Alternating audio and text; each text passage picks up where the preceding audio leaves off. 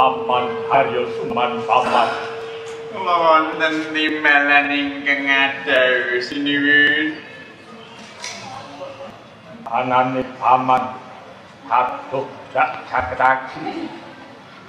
Awit paswakaning kalungguhan iki. Aku pengin mangerteni kapiparan paman kayuwananing kodhok ngestina. Nggih sinuwun pikantuk berkah saha pangestu paduka. Kayuwananipun wonten negari paduka tansah ayem tentrem boten wonten para kawula ingkang alok pikiran duga tenas sastra malaka para sumuyut wonten ngersa paduka kawula nok-nok ngoten sinuwun. Nggih. Ambil pombong kirawa malah atus ulu pakaian kemutam ulesaraken sendika mangestraken dawuh boten katalumban pun tamah ngaturaken sungkem pangabekti mugi kunjuk sandhap pepodo paduka di kambel Bagja Mulya raos manah kula paman. Kita nolong dapat cukup paman. Istaken dawuh ninggih. Nun mangke kakang ngarpatiangku. Wonten timbalan kakang sampun jan suwan. Ih, Srawuh ngandika Kakang kula aturaken tambagi ponogrami kasugengan rawuh ngandika Kakang. Nggih. Akaling gomoto sing pambagi ingkang tumanduk rakantara kawangga sampun kula tampian. Namun tak menika mugi punjuk wonten ngersa paduka ya. Mugi nyembuh dhateng kuncaraning Praja Ngastina Kakang. Nggih. Yai Dursasana Yai. Wonten timbang kawuh Prabu. Jeneng sira kang tak sampiri jejiban. Dadi tetingging wadya bala sanegara. Kepiyung yaing para prajurit kalungguhan dina samengke Dursasana. Parawatur wonten ing Paduka Prabu. Dene rasa mriku para prajurit ing negari Ngastina Prabu. Nembe kedaden. Anggenipun kedaden niku cukup ringkas ambil wonten prajurit ingkang ujiwani. Panjenengan Paduka badhe gelar cacar cekap para prajurit Ngastina Prabu ingkang badhe tandhipun sak ing samangkenipun. Agus yen kaya mangkono. Pakaryan Kanjeng Rama lestarekna Dursasana. Nggih saking tau Paduka Prabu. Karto marmolan jeneng Sinasadayu. Timbalan dawuh Paduka Prabu. Awit ana bab kang bakal sun wedharing pasewakan iki. Mula sapenakna satata lungguhmu. Namung sendika mangesta saking dawuh Prabu. Wangsul sing ngandika, Paman Haryo. Kula wonten dawuh sinuwun. Kula menika lamat kepireng mujare mbok bakul sinambiwara. Lamun to wonten ing papan saclaing Praja Ngastina menika sampun dipun damel papan pamondokan dening para putra-putra Pandhawa. Menapa pawarta ingkang kula tampi menika leres aman? Menika ingkang dados kodheng manah kula sinuwun. Liripun kados pundi Paman? Sedaya pawarta menika leres. Sedaya menika leres bilih sak menika para putra-putra Pandhawa anak Pandhawa mapan wonten Arga Kelasa. Nggih. Nah, menawi boten kalentu Ruwun nika tapak tilasipun kagem tapa Bima Suci. Bapak ing Gatot. Nggih, Paman. Menawi pamanggih kula menika Arga Kelasa menika tasih wewengkon Ngastina lho.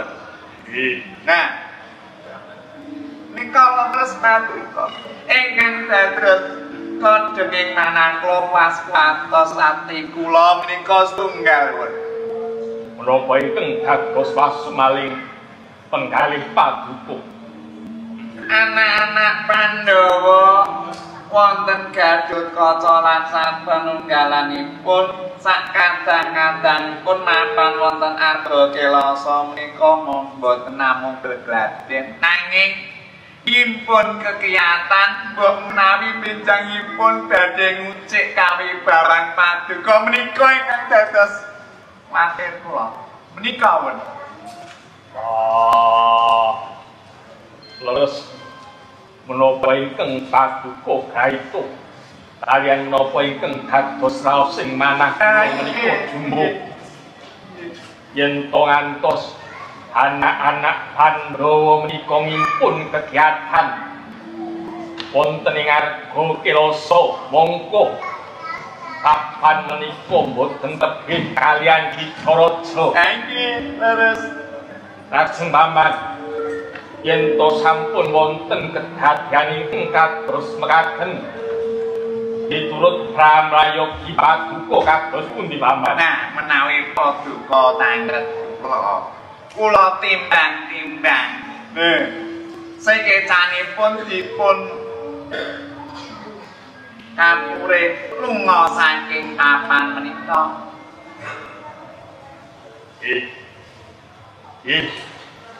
Nika dalan ingkang sae lho.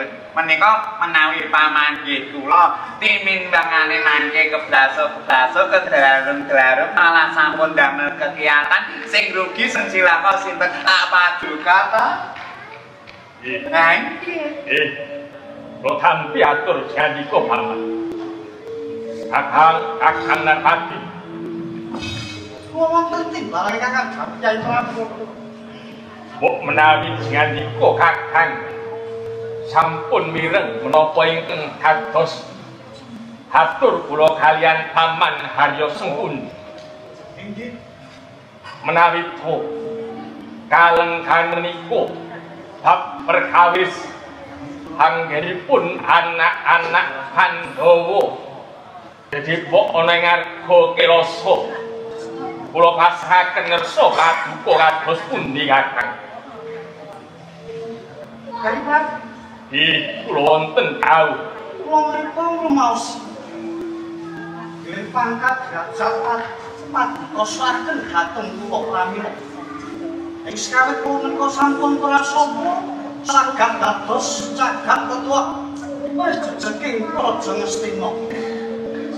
Napa ingkang dados sabda pangandika paduka tamtu. Oh, ngestaken namung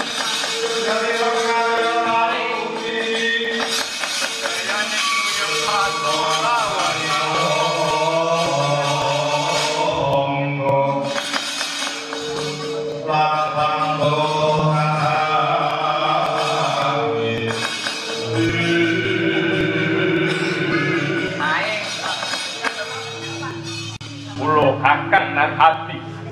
Panuwun matur wonten sopan. Rekasunyatan paduka mireng putra-putra Pandhawa menika sami jedhik kok napa malih. Para putra Pandhawa menika gentur tapanipun minangka satriya pilih tandhing. Paduka mireng kemawon sampun damel gibrik raos paduka. Menika entenipun antawis anak Pandhawa kaliyan kadang-kadang Pandhawa. Sakawit paduka mireng dipaji.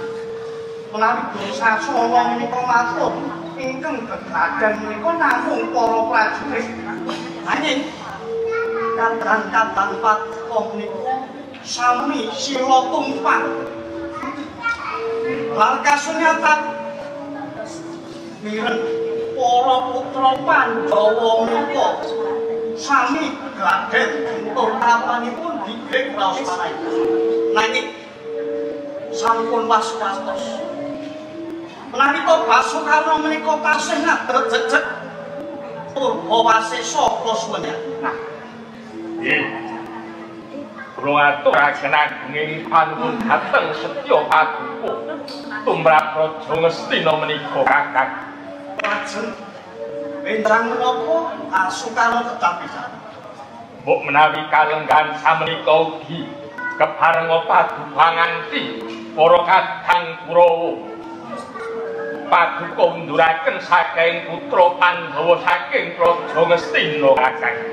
Kaya katon kula nyuwun pamit Yai. Nuwun inggih Paman Haryo. Wonten dawuh. Kula aturi paduka ngawi mbok Padra samidharaken para kadang Kurawa nderekaken jengkaripun Kakang Narpati Kawangetaken dawuh Durna nyambut gawe